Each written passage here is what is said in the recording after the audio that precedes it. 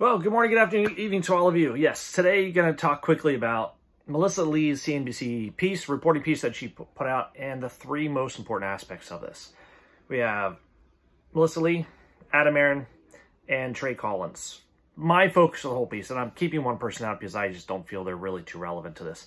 That's my opinion, but again, this is just a kind of a reaction into the whole 49-minute report. I don't claim this to be a documentary. It is not by far at all, but it's a good look at education.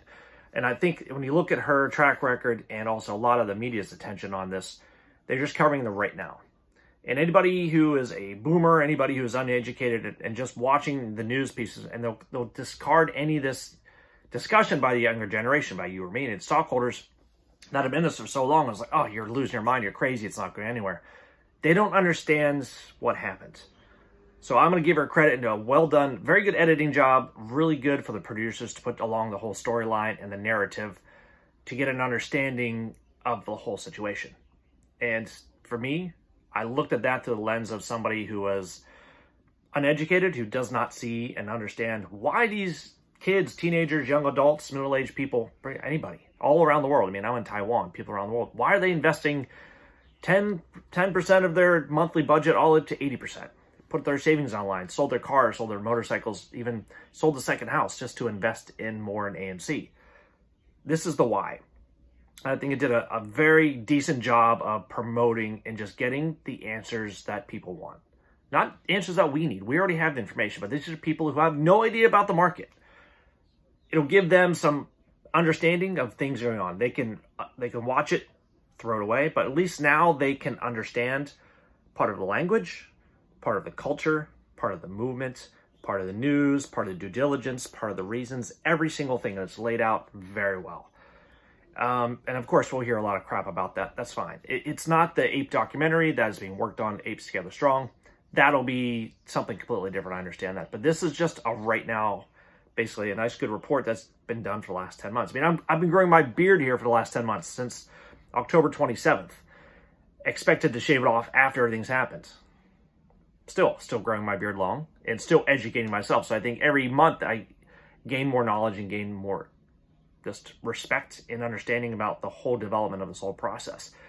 So I want to talk about real quick, just about the awareness, because the awareness is becoming more mainstream. Just like with Shiba Inu and Dogecoin, people hear about it at the height of just the crux of everything when it's at the top, but people don't see the slow momentum moving up. They don't understand that. So with Virtue, the dark pools, CEO, all that was laid out, I think, for people to understand who don't know and what's going on. I'm glad she put on the CEO of Virtue on there to talk about everything that happened and why we retailers that don't money don't understand everything, the whole process of this. That's fine. That's great. And it's important that people understand how things work. All right. Next thing is, I think it was clear and it was very concise. But the most important thing to me was seeing Adam Aron. Yes, he is basically, to me, he's the pivotal role. I see him as the guard of a basketball player. It's a full court press. It's been going full court press for the past 10 months and even more through June. High $70 coming down. But he has been in a pivotal role. He could have taken the company either way. But what he did, he pivoted, he got around, and now we're in a full court press. We're putting the pressure on the banks, the hedge funds, the stock market, the SEC, and now the government. Adam Aron's been a fantastic, fantastic person to listen to the community. And I'm glad Melissa put so much time into the interview with him. Because, again, he said the most important part of that whole 49-minute discussion was he listens and will follow what the retail and shareholders say. Because, you know, he works for the shareholders. He works for us. That has been pivotal for the whole situation. Going along the line, there was another YouTuber, Matt Kors. I don't want to discuss him at all. This is my preference, but I think his role in this, he does have a small role for his followers. But I think Trey Collins and Trey Trades has a more heightened sense of awareness, more heightened sense of energy, fluid, and also the narrative that he displays and he pushes. It's been, whether you like him or not, I think his energy has been a huge push for this. His enthusiasm, not just for himself, but for the whole ape community, on Reddit, on YouTube, on Discord, wherever you're, even on Twitter. Just getting the audience engaged to understand what is going on and why it's important to save AMC, but also to save themselves for a better financial future.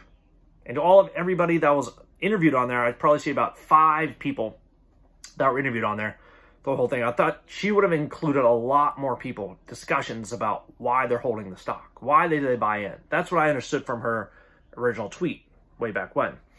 But only got a couple, maybe about 5 or 6 different people. So going on with that, we got Melissa Lee, Adam Aaron's fantastic job on there, but also Trey Collins pushing, for me, the majority of the narrative, and also for the support network for people he engages with. It doesn't matter if you like him or not. Because if you think about this, when I think about Melissa Lee, why did she choose to do this? Well, I think she has to choose to be a breakout reporter. We see Charles Payne pushing and challenging the situation here, but I think she saw an opportunity to, again, get her career going, get a good story going, because she can run with this. Run with it and put her sticker neck out. Because if you think about the whole mainstream media, stock market, and the brokerages, this is a old man's club. Old man's club. This is all it is.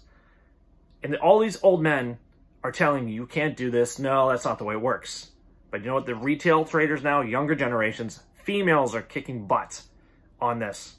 And female reporters are getting the information out. This is so important because whole industry is male dominated. I'm trying to engage and have more females involved in here. I know my sister is engaged and other investors, but this also getting into other areas of importance because the old man's club is being broken apart.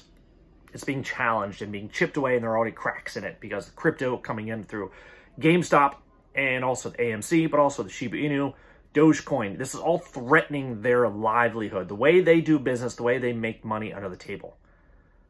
This is the most important thing, how crypto is creeping into all works of life, all right?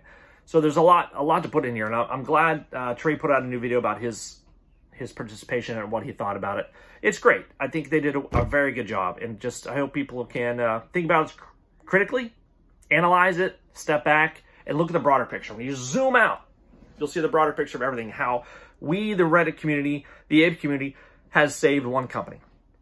Now, I'm not talking about GameStop. GameStop is a completely another level of dealing with people in the whole Reddit community. And I understand the division that's going along there. That's not a problem because I'm 50-50 with AMC and also with my shares with GameStop. It's important to understand how they're both related to this whole bringing down the old man club or the SEC stock market. So right now we started as a full circle right here, going after the stock brokers, the hedge funds, and moving on to the SEC.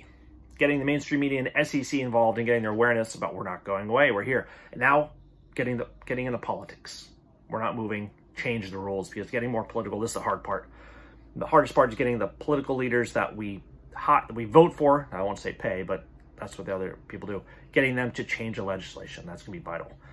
So any of you guys have a great weekend. I'm working on some other stuff about loop ring Ethereum and level 2 fees and some other stuff. But yeah, keep educating yourself, especially about blockchain. It's only going up. And again, it's going to be a part of your lives going for the next 10, 15, 20, 30 years, even your kids' kids. All right, thanks for watching.